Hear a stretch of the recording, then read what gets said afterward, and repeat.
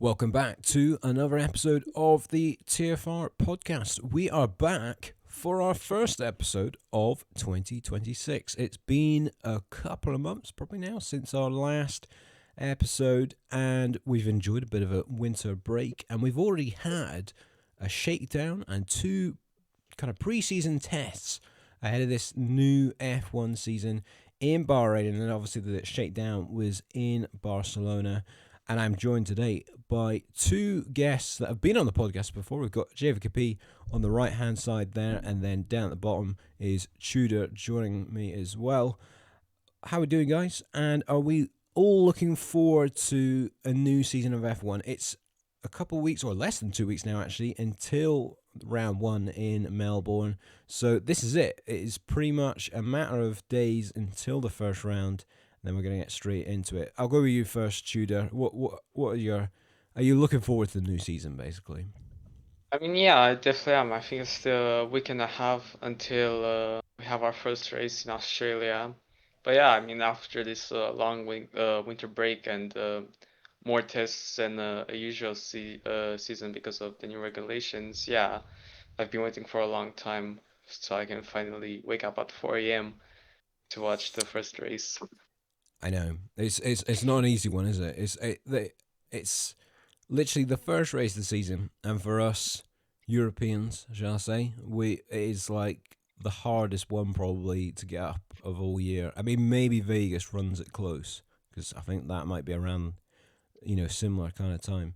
But yes, it is pretty brutal. How about you, JVKP? Are you looking forward to getting up at silly o'clock, or do you not need to with where you are at the minute? I don't need to. I need to sleep late because the race starts at I believe like 11 p.m. or 12 p.m. I think. So I just need to sleep later on Sunday nights and probably get up in Monday class.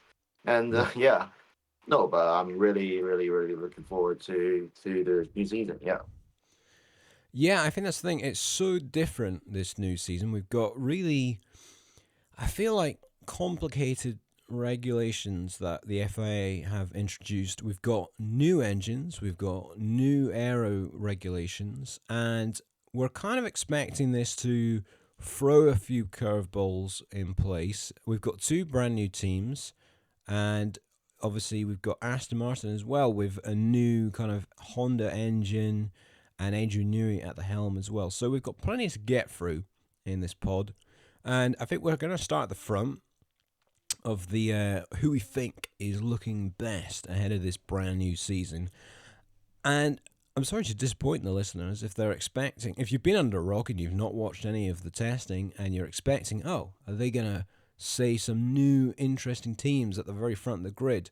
But unfortunately, that's not really the case, Tudor, is it? It's still our usual four at the top. However, there might be a bit of a different lead team. Who do you think is looking the strongest right now? Yeah, Ferrari and Mercedes, I think it's a battle between them, um, whoever's the fastest. Both teams have a different advantage. Mercedes have the engine advantage with the whole cylinder thing or whatever that both Mercedes and Red Bull have, but Ferrari and Audi are the only teams that use the newer fuel. The rest of the teams have to use alternative fuel that loses them, I think, around the 10th or 2 per lap. So, Mercedes engine's advantage and Ferrari's fuel advantage and start procedure in general kind of equal each other out. So I think we're just gonna have to find out in Australia. Well, that's the thing. That is the simple fact of the matter is until we have our first race of the season, we really don't know who is truly the fastest at the minute. But obviously, Charles Leclerc topped the testing times, if you like, with the fast lap on the final day, and by quite a big margin. It was 8 tenths ahead of Lando Norris for McLaren, and you're right, Tudor. I think we're thinking Ferrari looked decent. Well, obviously very decent over one lap, and their race starts. We just don't know, how Mercedes compare because they didn't do any race runs in Bahrain, and they didn't really show their hand in comparison to Ferrari. But we're kind of thinking they're the top two, with maybe McLaren and Red Bull slightly just behind. But again, we are guessing with this one. What about you, JVKP? Are you thinking that's kind of the territory at the front of the grid at the minute, or are you thinking someone else is potentially kind of in that fight at the front? I'm thinking Ferrari and McLaren are the top teams currently. Ferrari got a little bit over the edge than the McLaren because of the fuel stuff, because Mercedes then they haven't tried the new fuel stuff yet because they haven't passed the regulations. But yeah, I I will say McLaren is a bit over the edge on Mercedes in terms of the performance and the reliability stuff of the gearbox and the engine stuff. Uh, but yeah, it's definitely because we already look at the practice race stats and the lap timing sheets. Ferrari definitely tops right now. Yeah. Well, that's the thing. Exactly. I mean, Ferrari have showed something in terms of pace, but I was saying, the others we are still kind of guessing a little bit. What we do know is there are other teams that are struggling, and Aston Martin had an awful test. It has to be said, and they struggled to make it to the the Barcelona shakedown, where they eventually got there, but had to kind of even put out a car that was hardly even painted, and it was just about as basic as it gets. But they're really in trouble with the new Honda engine. They're struggling to kind of get that to work with the way the car is. And I'm getting serious flashbacks, guys, of the 2015 McLaren when they joined, partnership with Honda, and they kind of expected there'd be this great success, which never really properly delivered. And it kind of begs the question, Tudor, of, Aston Martin had Mercedes engines. The Mercedes engine looks like it's going to be pretty good this season. Obviously, with the benefit of hindsight, you kind of think, why would they do this? Honda hasn't got a great track record with new regs. I mean, yeah, I'm really not sure why Aston Martin didn't keep their Mercedes engine because they should have Intel on the 26 engine from a year before, but maybe Honda promised them a better deal, maybe offered them money since they would have had no team to build engines for in the new regulations. But yeah, it's quite ironic how Honda is coming back to hunt Alonso after some quite terrible years he had at McLaren with the Honda engines.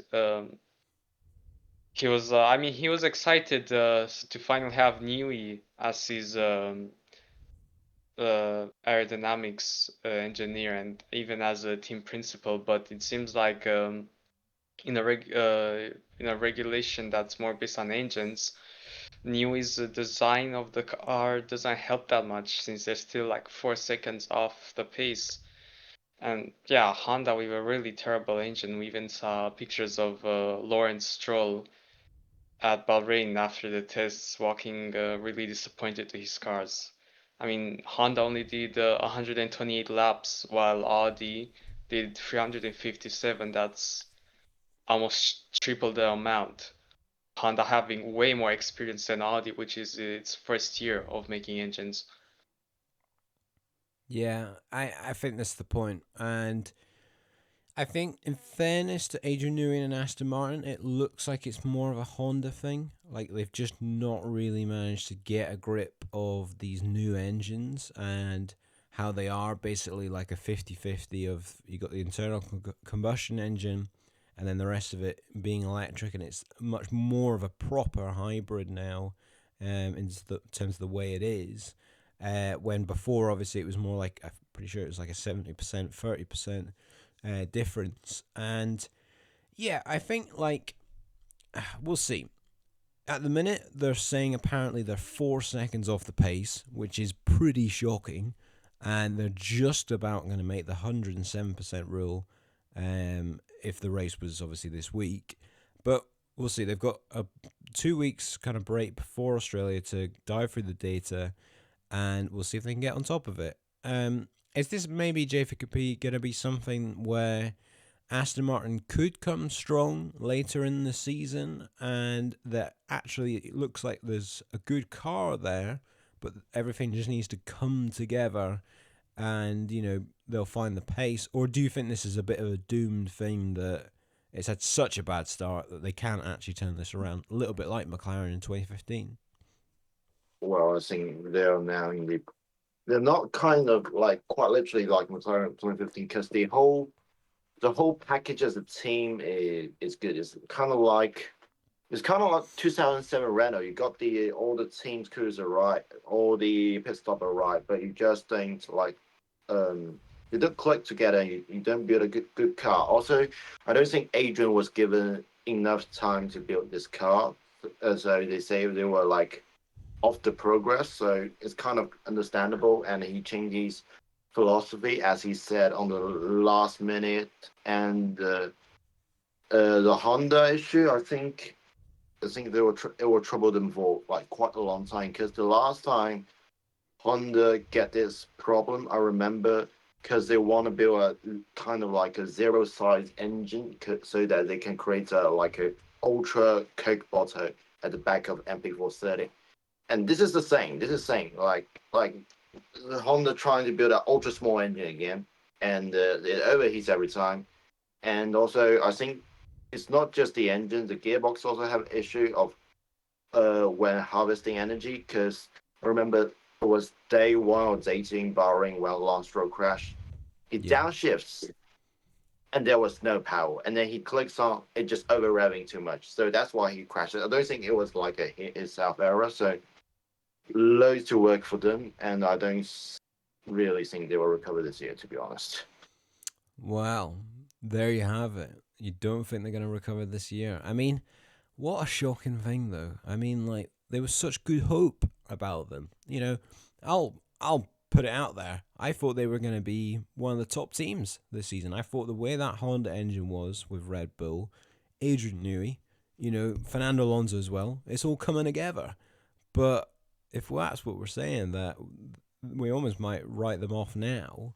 This is a bit of a disaster. I mean, what do we think, actually, guys, about these new regs? Because there's been quite a bit of chatter about people not really being too pleased with them so far. I think they like how the cars look, maybe, and I think everyone's glad that the cars aren't as huge as they were in the previous regs, and we've moved on from the whole ground effect thing of the cars being right on the track. But I think a lot of people's issue is how this new deployment works with the energy, and it's much more of a managing the battery than pushing the car to its limits and going as fast as you possibly can.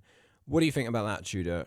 The big change is obviously they're having to charge the battery to then deploy it down the straights with their active aero, and they're having to lift in certain parts of the circuit when before they would obviously be going flat out. What do you make of it all? I mean, yeah, for for driver's perspective, it's definitely not a nice car to drive. In general, drivers like to have to drive really, really simple. They don't want to manage while they drive. I mean, when Max was asked what was his favorite races, of course it was his first win, but the other races he said were in 2023 where he was by himself. He didn't have to fight no one. He had no competitors. Drivers like when they have no competition and they can just drive like they're in qualifying, going for power, not having to worry about lifting and coasting and battery usage and everything else. So yeah, Max calling them Formula E cars on steroids, and Yeah, Hamilton saying this is not how you race or something like that. Uh, for them, yeah, it's not really fun anymore. So I see. I mean, Max has nothing to lose.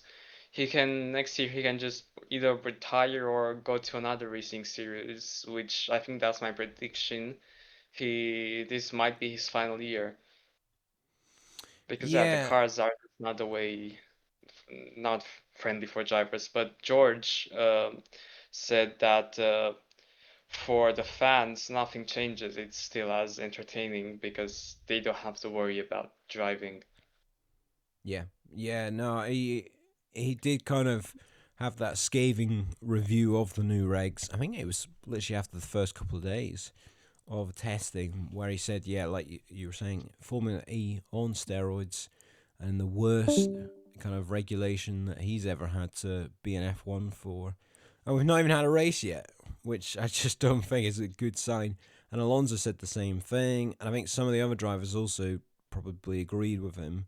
I mean, I don't know. I think like we need to give it a chance. We need to see a race first and kind of work out, what we make of it. Apparently Australia is going to be really bad for the battery recharge because if you think about it, there's not much parts of the circuit where you can actually charge that battery. And they may have to lift halfway down the straights to, be able to make it work properly. Um, but yeah, what about you, JVKP? Do you share Verstappen's concerns and fears for these new regulations?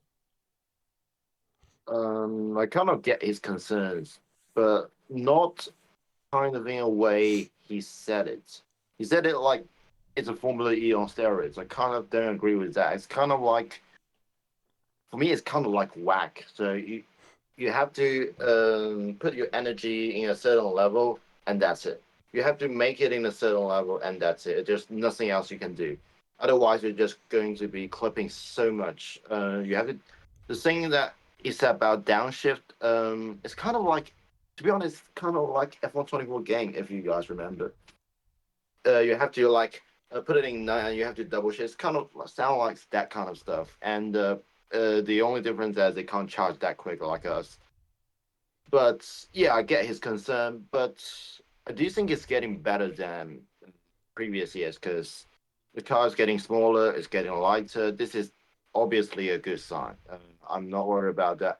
The engine is the only problem we see for now. Like, yeah, obviously you got the bargeball ish thing back. It kind of you got the dirty air more, but when the car is, I will say when the car is smaller, everything is easier. Like this is the right direction. So I say we give it a go, and if it doesn't work, it doesn't work. If it works, we keep going.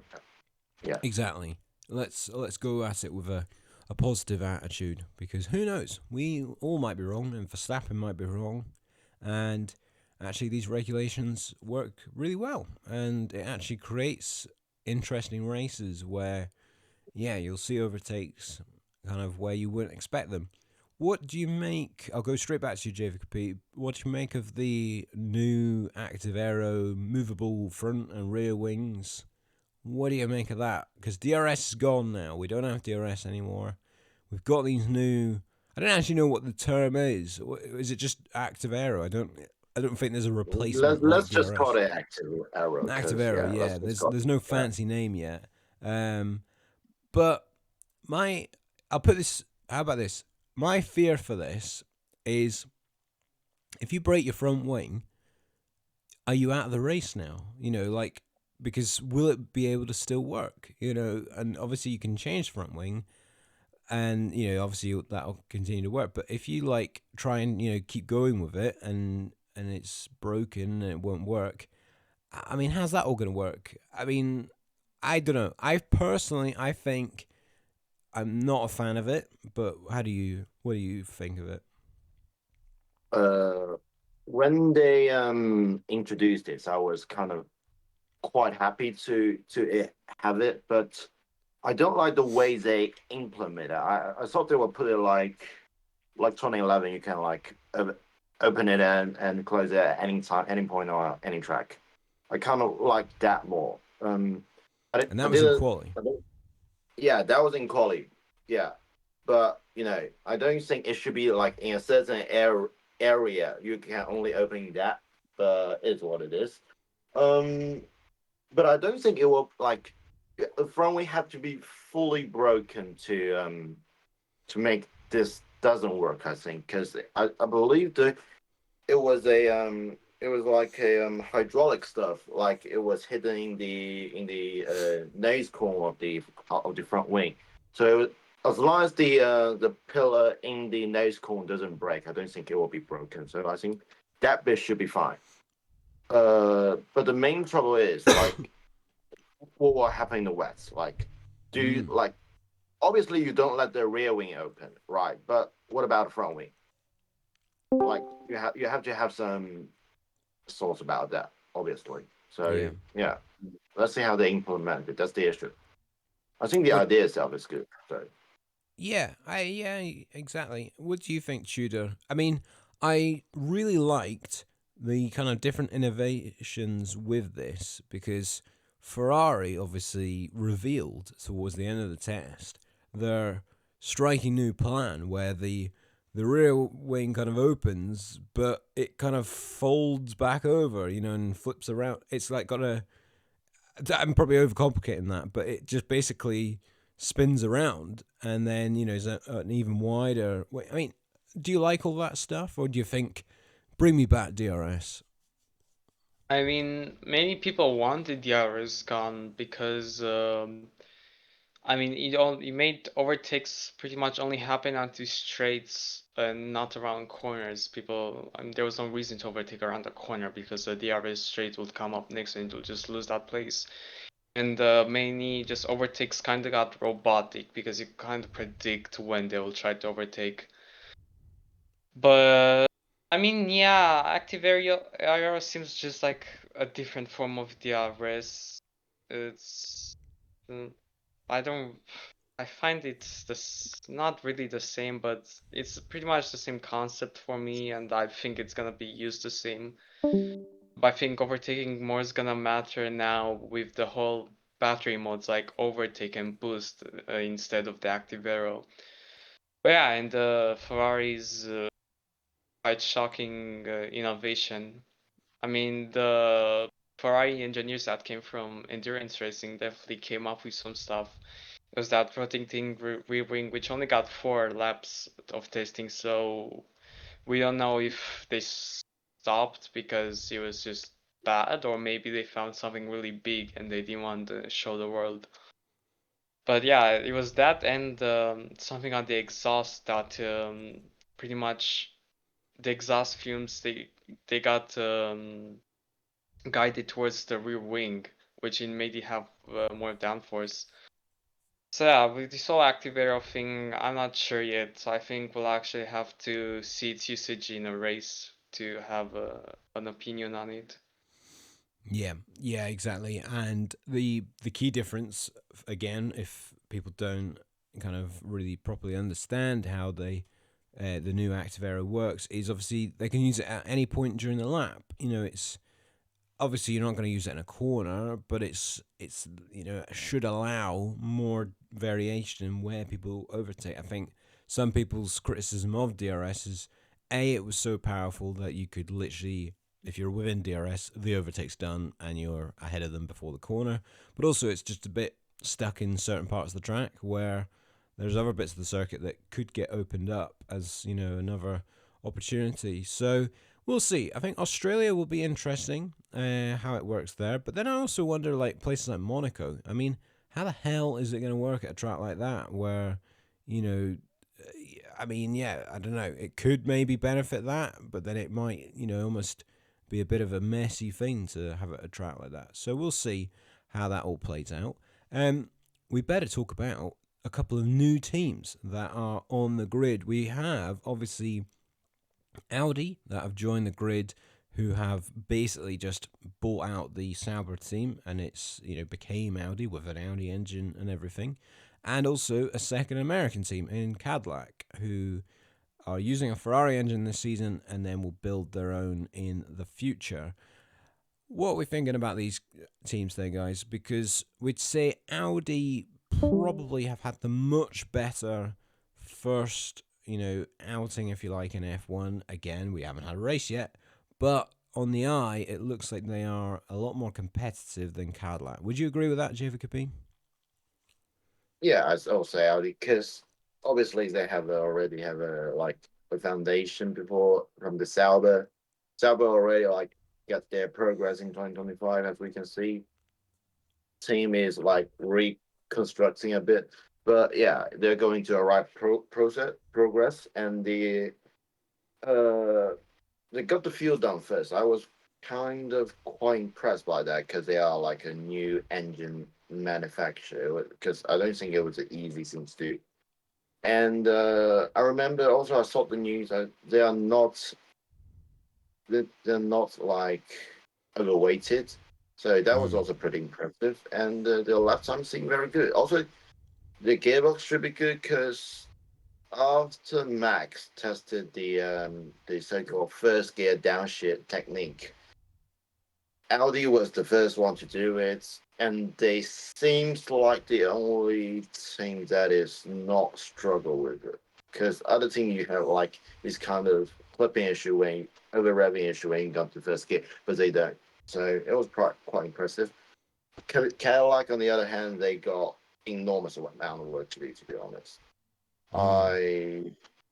I I only think they will be faster than Aston, but that's it. But as a absolutely new team, that's no harm done. Like it's normal. Like you have to progress steady up. Yeah. Yeah, what do you think, Judah? Why Cadillac being seen as, they're going to be back markers to begin with, kind of with probably Aston Martin? Why do you think that is? I mean, yeah, Cadillac, you can't say anything as a completely new team, not like Audi, which is Sauber but rebranded. I mean, they're good. They kind of stayed out of the spotlight mostly. They didn't do too bad like Aston Martin, and but they didn't shock the world with like fast time or some complete new innovation. I mean, it's kind of what you want to do as a new team, just stay out of the spotlight and just work on everything you have to do until you got everything done. But yeah, I mean, I think in 2028 they're gonna have their own engine, but for now it seems like they chose the Ferrari engine, which in my opinion is a good choice. Yeah. Especially we saw everyone with a Ferrari engine on the start procedures absolutely fly away from everyone. But yeah, I think they're gonna be backmarkers mostly, maybe some Q2 entrances, but Q1 maybe, just if something crazy happens. But again, it's their first season. They don't need to do anything big. Just stay in the back and just work on what you have to do. Who knows? They could surprise us. They've got a decent driver lineup with Bottas and Perez returning to the grid. So who knows if they can get that car working? Maybe they've just been the ultimate sandbaggers in the first couple of tests here, and then they'll rock up to Melbourne with a fantastic car. I don't think that is the case. I could see that more from Audi, because I think that car could be, you know, an outside bet for Q3, which is saying quite a bit because I think Alpine and Haas look pretty good. But I would say Audi. I'm not biased here because I kind of want them to be good because I think Audi, is quite a cool, team to have on the grid.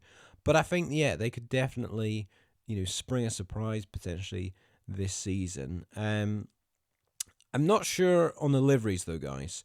I do have a bit of a rant about liveries almost basically every year on this podcast because at some point there's a bloody awful livery that comes along, and I think the pair of these have not got great liveries, and I'm ready to argue this if you both disagree with me.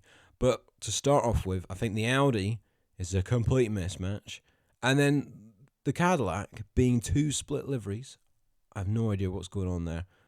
What do you think, JVKP? I can see you're thinking there, and I've something's going seen on. I've seen the Audi car in real life already because I went to the In, auto show.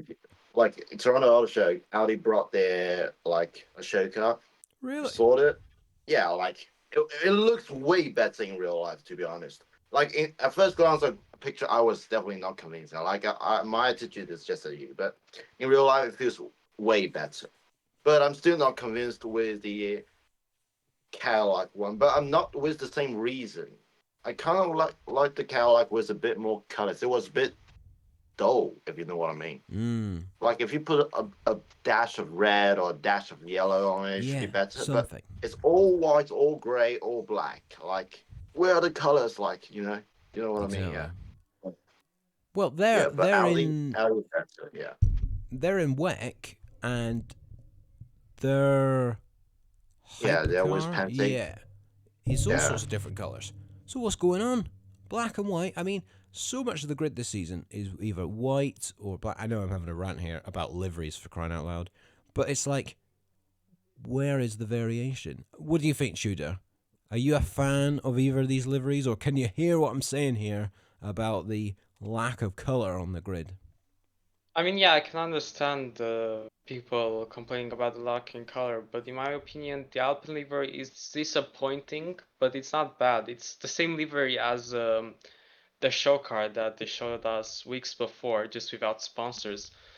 But in my opinion, I think it'll look better on cameras and in real life. It's very simple. It's minimalist. Like I can see it's their first year, so they don't have that much experience with maybe designing liveries. But I like minimalism in general. So for me, I dig it. But yeah, I could see why people maybe wanted more from them. And Cadillac, yeah, I'm kind of disappointed with them. It's just black and white, and I mean, at least they tried to do something different with the two-tone, with the different liveries on the left and right. But I don't think they nailed it.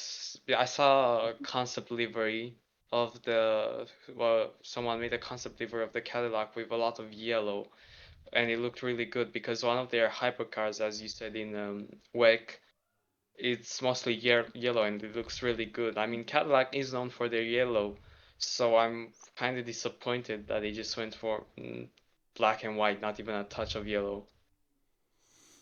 Yeah, exactly. I think we could have seen more. We could have seen more, but like you say, Tudor, it's the first seasons.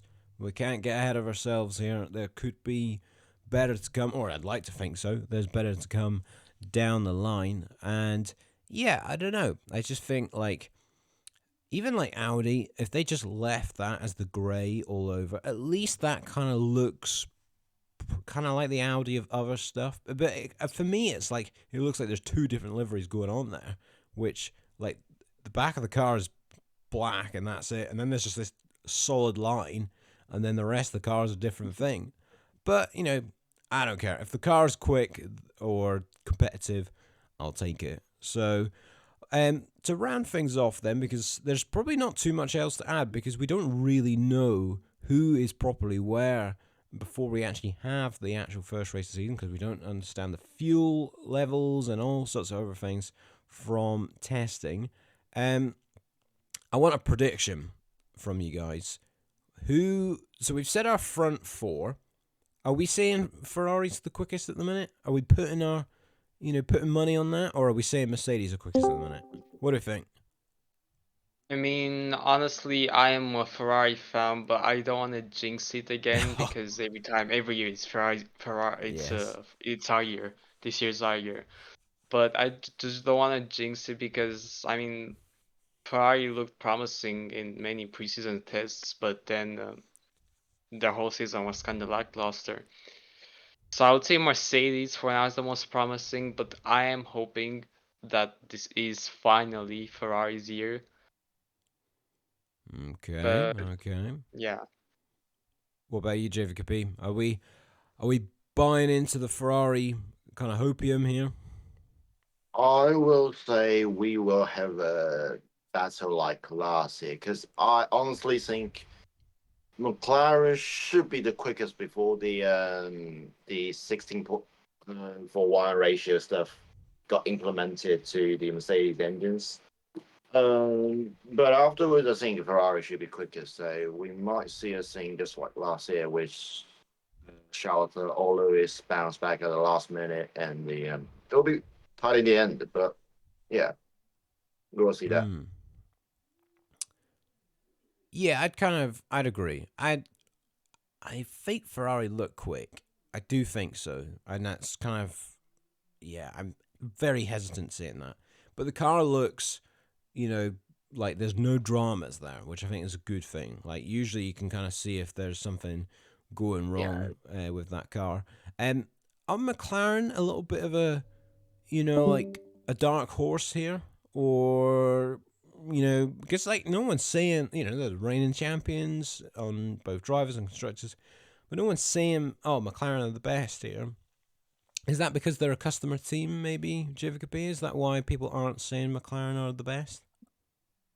I don't think people have the faith into McLaren drivers. That's why. But Really? yeah, When the yeah, drivers? I honestly think people don't have faith in McLaren drivers, and people have their own reasons. That's normal. But yeah, McLaren kind of like they don't have a lot of news. But they also don't have a lot of news this off season. I would say it just normal McLaren. Everything looks normal for them. There's no also no drama. But I still say the engine power stuff will give them a little bit extra more than Ferrari at the start of the season. Because, well, I remember in 2014, again, it's a Ferrari jinxing story. They got the most kilometers, most laps, faster lap times. I remember it was done by Kimi, and they were absolutely shite that season. So you never know. You never know, right? So yeah, I do think Yeah. I do think it looks great. The car looks great. It definitely not looks like 2014 because that car looks nervous on the track, but this isn't. Yeah, I would say like that. Now you say that is putting down my mind. But I mean, Tudor, surely you're a Norris fan, aren't you? Surely you're feeling the hate there towards the McLaren drivers from JVKP. I mean, I know you don't hate the McLaren drivers. I'm just putting out there that you are a Norris fan, aren't you? No, I'm not. I don't I really must be getting that support the mixed up. McLarens. I mean, No. I was rooting for Piastri more last season, but like I Oh, understood both God. drivers, but I don't really follow McLaren that much. But yeah, I mean, not really a lot of talks about them, which I mean, hey, at least if they disappoint, there wasn't so much hype around them. Hmm. But yeah, I mean, I think they still have a chance of maybe fighting the championship. I mean, they were third and fourth fastest overall in this testing, but it seems, I mean, they have the Mercedes engine, which currently looks like one of the best engines, or maybe the best engine. And they have the resources, they have everything to have a great season again and win constructors, maybe even another championship. But what I'm hoping more is for a 2017 or 2018 Ferrari versus Mercedes, or more like Sebastian versus Hamilton, but this time it's going to be Leclerc versus Russell. I think that's what I'm expecting and I'm hoping more. Yeah, I think that's the thing. Like, at the minute, they don't look like the fastest. But who knows? They might be. And they did do pretty good with the last regulation. So, maybe time will tell at the beginning of the season. Red Bull, who I've somehow not mentioned this far into the podcast, they obviously have their own engine, which is in partnership with Ford, but it's basically a Red Bull powertrains engine. They've surprisingly done pretty well. Like the feedback or what people have been saying from the teams is that Red Bull kind of look better than what they expected. And there's a little bit of a thing there of don't count them out of being right up there at the beginning. I think that, some cold water was poured on that after these Bahrain tests. I think it was Barcelona that they were looking really good. But yeah, they'll definitely be ones to definitely not rule out, and especially with Verstappen in the car. And it looks as though Hadjar, so far, has managed to get plenty of laps in, and hopefully for his sake can settle into that team.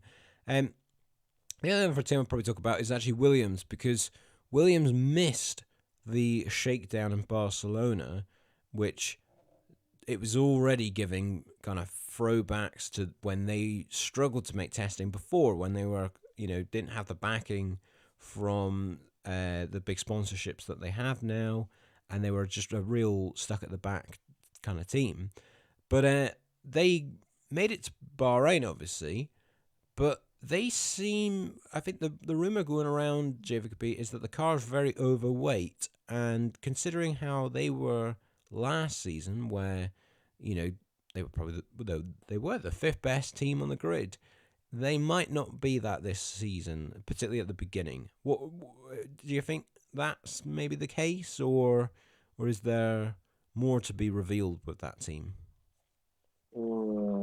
I think they won't be as good as last year, that's for sure. But I don't think they will be as bad as we saw like in Barcelona. Because at the time we saw like that, we saw that was the 2019 all over again. But as we see right now, I don't think it works like that. They will at least be ahead of Cadillac and the Astons. So yeah, it was bad, but not that bad.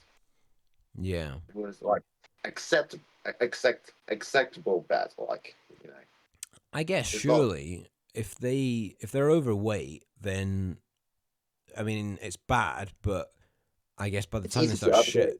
yeah, and like when they get it right, that's pretty good or easier lap time to gain. Like if the car is really light, but then it's slow, then Yes. it's a bit of tricky. Well, Yeah. I think Yeah.